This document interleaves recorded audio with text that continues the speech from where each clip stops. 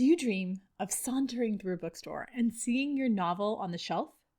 Do you ever long to head to the beach and see someone reading your book under an umbrella?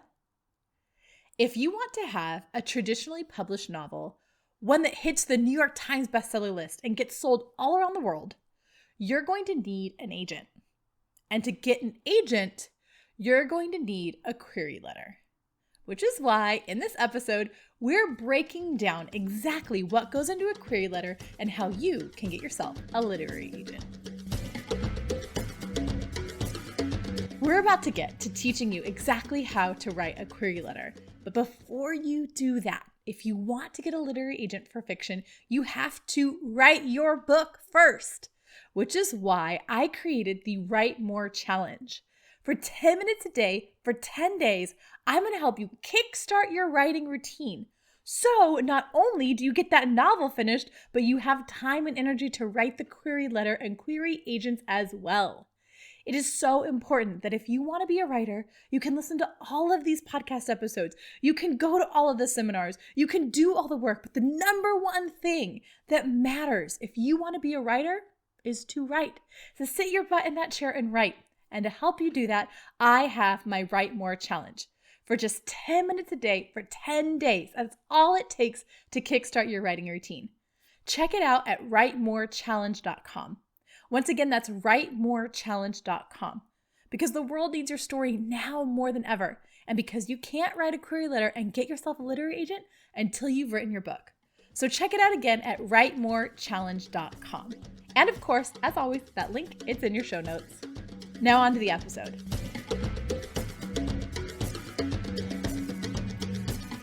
Hello and welcome back to the School for Writers podcast. I'm super excited to delve into query letters for you. But before we get started, I want to let you know that I'm about to throw kind of a lot of information at you, which is why I took all of this information and put it into kind of a mini workshop for you. And I have that for free at schoolforwriters.com/query letter. So if you, like me, are listening to this podcast while you go for walks, I love my morning walks with podcasts, I wanted to make sure that you have a way to get all of this information easily downloaded not only into your brain, but onto your computer as well. So if you would like this whole episode in a worksheet and a workshop, complete with examples of query letters that you can use, famous rejections from past authors, and other really great tangible tips and tricks to writing a query letter, don't worry, I got your back. It's at schoolforwriters.com/query letter. And that's where you can download everything that I talk about today in this episode. Because I'm about to share with you all of these wonderful, amazing tips on how to write a query letter. Our first step in all of this is wondering, do you even need a query letter? Who needs a query letter? If you're writing nonfiction, you don't have to worry about a query letter. Most often don't have to worry about a query letter. I've seen some nonfiction agents ask for a query letter on top of a book proposal, but usually you just need to send your book proposal. And I covered that already 2 episodes back. So go back and listen to episode 28 on the School for Writers podcast, where I broke down exactly what goes into a book proposal. Or you can grab that guide at schoolforwriters.com/book proposal. If you're writing fiction, however, this episode is 100% completely here for you. So I'm super excited to share with you all this information. If you are planning on traditionally publishing, then you're going to need a literary agent. And to get a literary agent, you're going to need to write a query letter. So that's who needs to write a query letter. If you don't want a literary agent, like say you plan on self-publishing or going with a hybrid publisher, then you don't need a query letter. It's that simple. So if you are planning on traditionally publishing, writing fiction, you're gonna need a literary agent, which means you're gonna need a query letter. So that's who this episode is specifically for.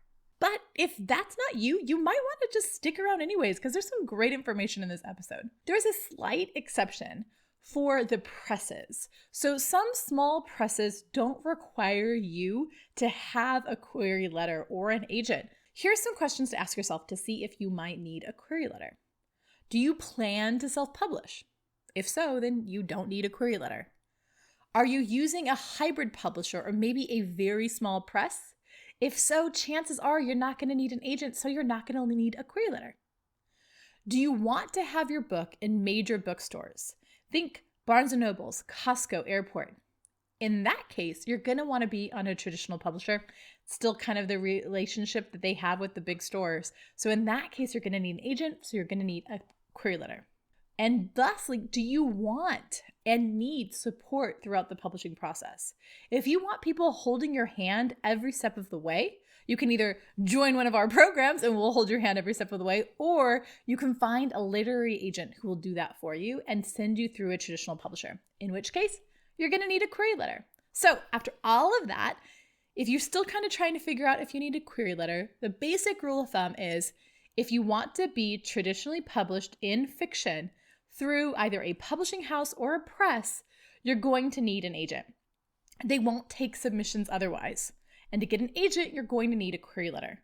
There are some exceptions for small presses or hybrid presses, but usually you're going to need it.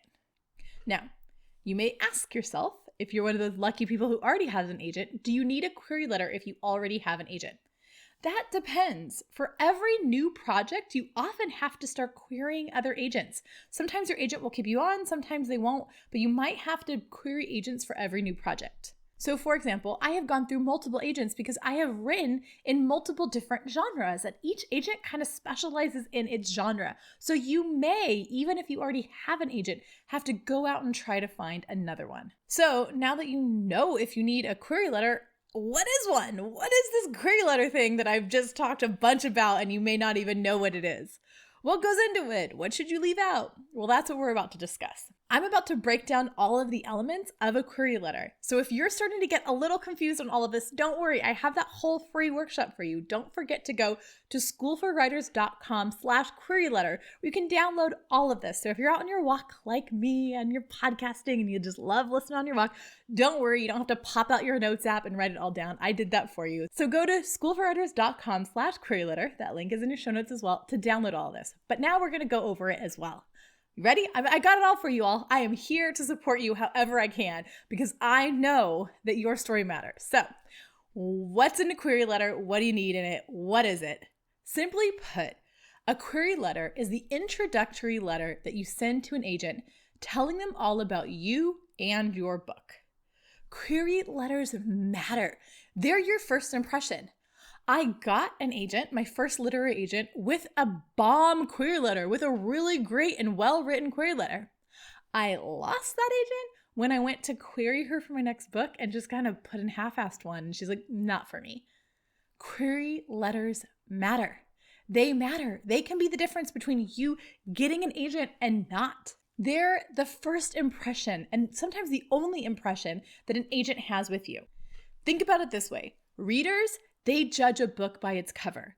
Agents judge a book by its query letter. And the elements of a query letter are often used to go to publishers. So this is a first impression for a very long series of impressions. So then what goes into a query letter? Well, the elements of the query letter are 1, your introductory paragraph, which is why you're writing this particular agent, any details of your book that you might need to include, like word count, title, genre, and an optional hook or like one sentence pitch at the very end can be really, really helpful for grabbing that attention. Think of it like the first line of a book. You just really want to hook the reader in. So oftentimes you're going to want to include a hook or a one sentence pitch. The second part of your query letter is the story summary. It's a brief, very brief summary of your story. The option is to put the hook of the story here instead of the beginning. Better yet is to have a hook at both of the paragraphs, if you can do it. The first paragraph and the second paragraph. Different hooks, but still hook the reader in each time. You also want to talk here about your main characters and what choices that they have to make within the book.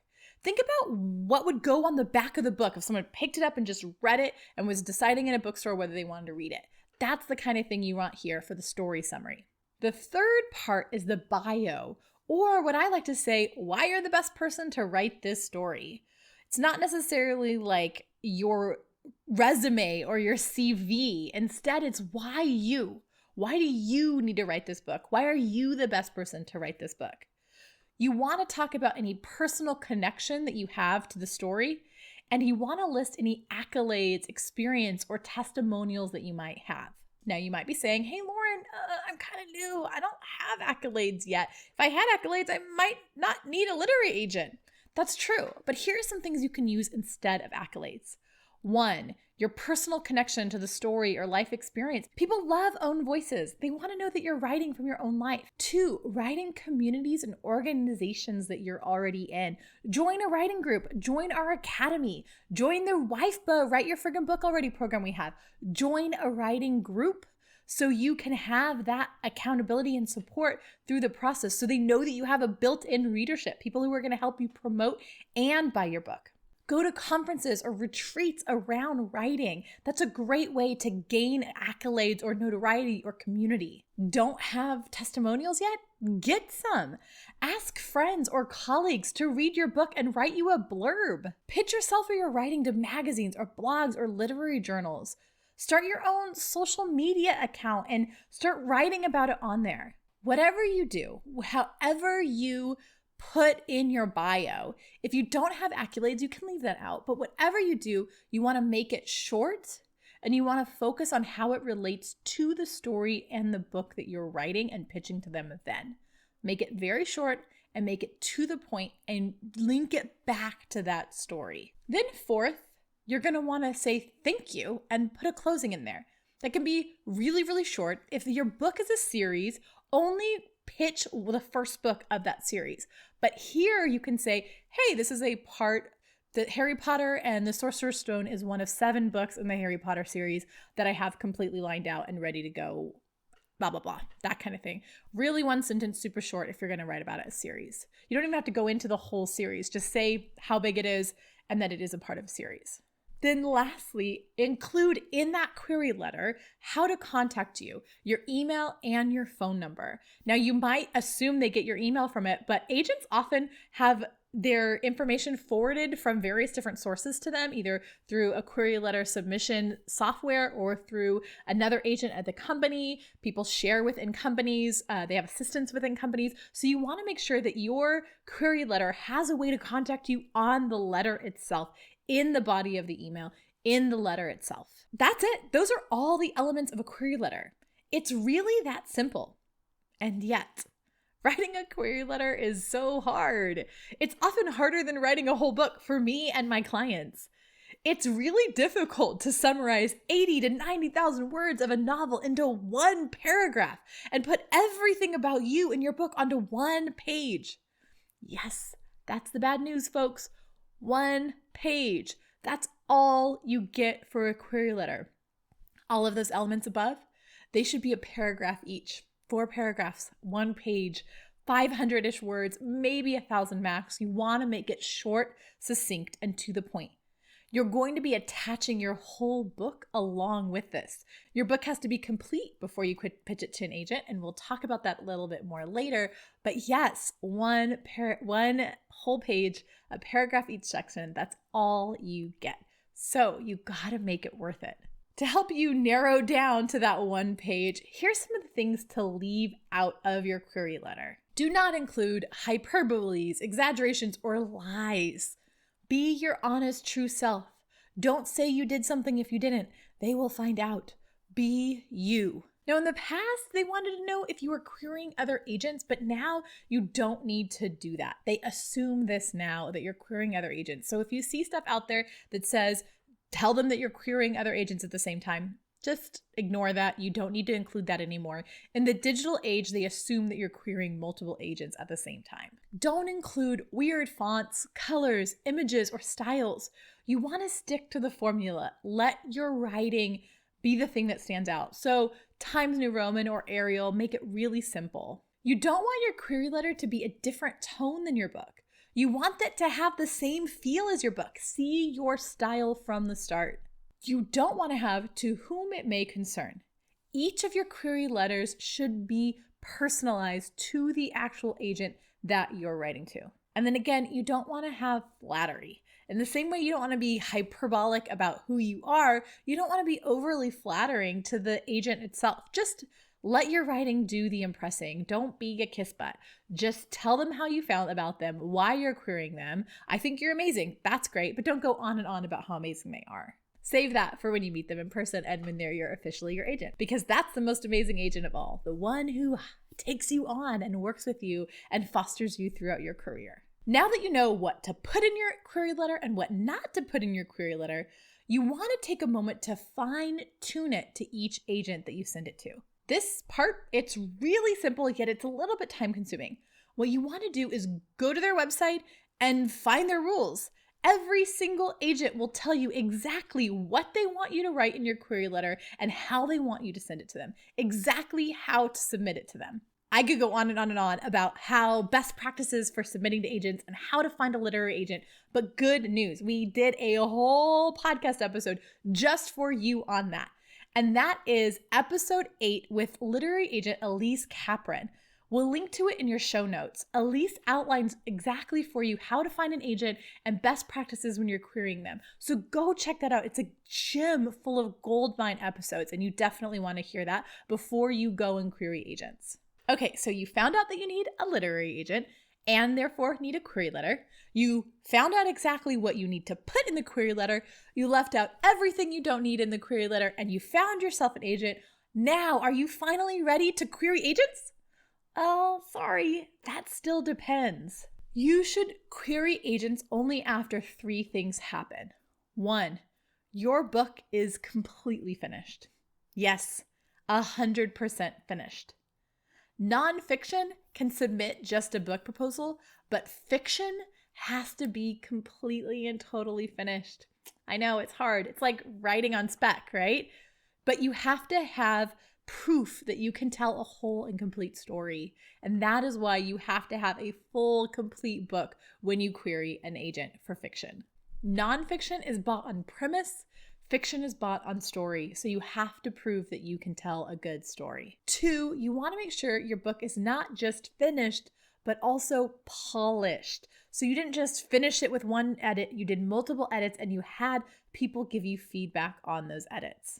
You want to have a beta reader look through it at the very least. If you can, I highly suggest hiring a content editor to help you with story quality and a copy editor to help you with grammar or spelling mistakes.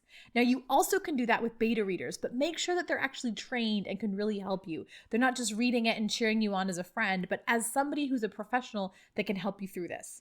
If you want support finding that, check out the Academy. I'm going to give you more information about that below. We're going to be launching it soon, and it's super, super exciting.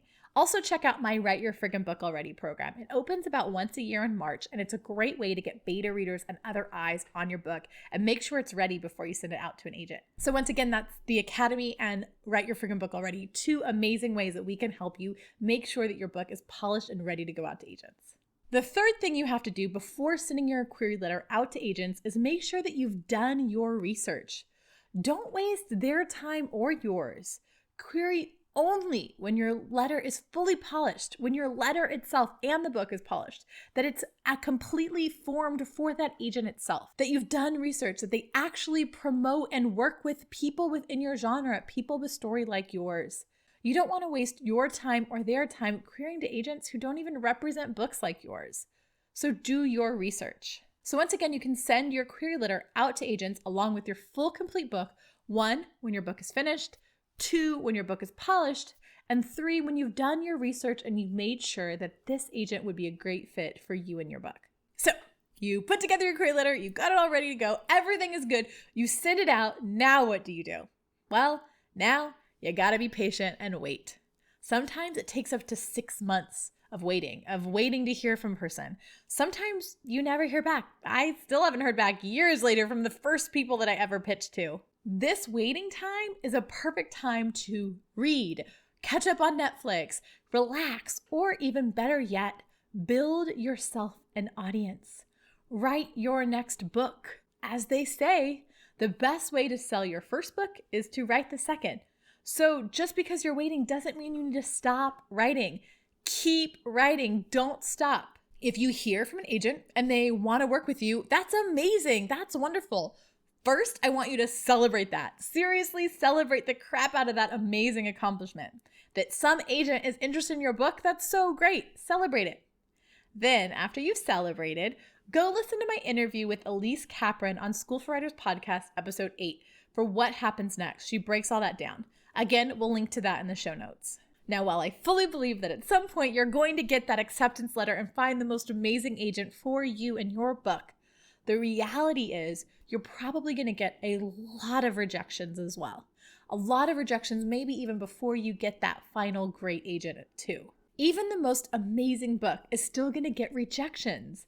Agents are very particular about what genre they work in. They specialize in specific things. So know that a rejection isn't always about you or your book. It might just not be the right fit. Rejection is a totally normal part of the process, and it means that you're putting yourself out there. So you need to celebrate that. Every rejection is a time that you put yourself out there. Every rejection is close to you getting that final acceptance. I know that sounds like some self-help cheesiness, but it's actually fact. If you have 100 rejections, that means that you put yourself out there 100 times. Maybe 101 is the time that's going to do it. Maybe it was number 3 that did it. You still put yourself out there 100 times, and that's amazing. Putting yourself out there is hard, but it's an important part of the process. In fact, you cannot get a literary agent until you pitch to literary agents. So congrats on your rejection as well. It means you're doing the work. One of my favorite stories is that Stephen King, as a kid, when he started writing and sending out his writing to people, had a nail on his wall, and he would get the paper rejections and he'd put them on the nail until it was super, super thick with all these paper rejections. And every time he put one on there, he reminded himself that he put himself out there even more. And as that grew, so did his acceptance pile as well. Because your rejection pile and your acceptance pile are both going to grow with each other because you're putting yourself out there. That said, I know that rejections can be really hard. I get them a lot in my work. Still, all the time. All the time I get rejections. All the time my clients get rejections. All the time the people in my programs get rejections. And the best way that I know for handling that rejection, for making it through and not letting that rejection stop you from continuing to put yourself out there, is to have a strong writing group. If you don't yet have a strong writing group, a group of supportive people cheering you on along the process, check out schoolforwriters.com/academy. The School for Writers Academy is an exciting new program coming in June of 2021. It's going to include all kinds of support for both the craft and career side of writing, including helping you out when rejection inevitably happens. Spaces are going to be limited though, so if that sounds super exciting for you, go to schoolforwriters.com/academy and get yourself on the wait list. Whether you decide to join the Academy or one of my other programs, make sure that you get yourself a writing group, someone to help hold you up and cheer you on when rejection inevitably comes. And don't forget, keep writing. Through all of this, the most important thing is to have a regular writing routine. Write your book. Sell your book, write more books, sell more books, push through rejection, keep writing. That's the only way you can make this writing thing work. The difference between a published author and one who only dreams of seeing their book out in the world is perseverance. That's it. So just keep going, keep writing, keep querying agents, keep up the work. Be patient, have perseverance, and throughout it all, keep writing. Because the world needs your story now more than ever. So that's it for your query letter episode. I hope you found it really helpful. If you did, be sure to get the full query letter workshop with examples of query letters for you to use for yourself at schoolforwriters.com/queryletter.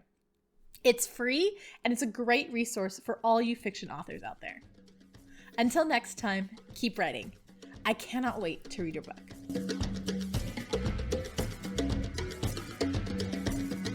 This week's School for Writers book recommendation comes out of my Read, Romance, and Repeat romance book subscription that I got through the Rift Bodice, which I love because they send me diverse, really well-written romance, 2 books every month, and I devour them. And now I don't even have to go to the store anymore up in Culver City, drive all the way to LA. Nope. Now romance comes right directly to me. If you're not familiar yet with the Rift Bodice, they're one of my favorite independent bookstores, and they're set in Culver City up in near LA, and they are a romance dedicated bookstore. So they're here to help celebrate romance. And y'all know my feelings on romance novels.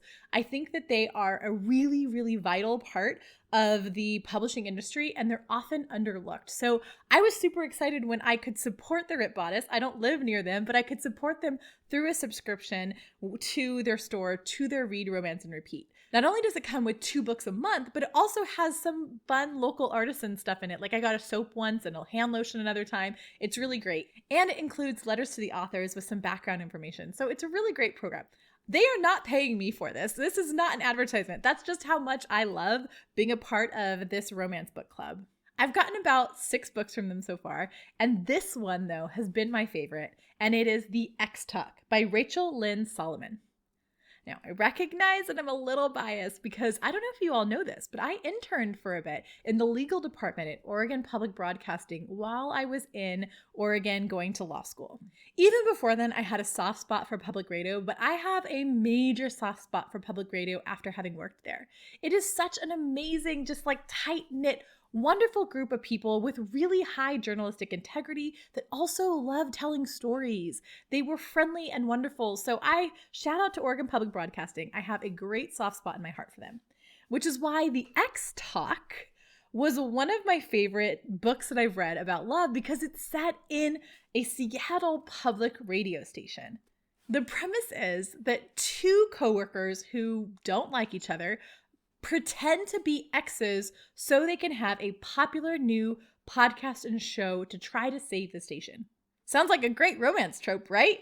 I loved it. The writing was witty and fun. It dealt with grief in really beautiful ways. It dealt with loneliness in really beautiful ways.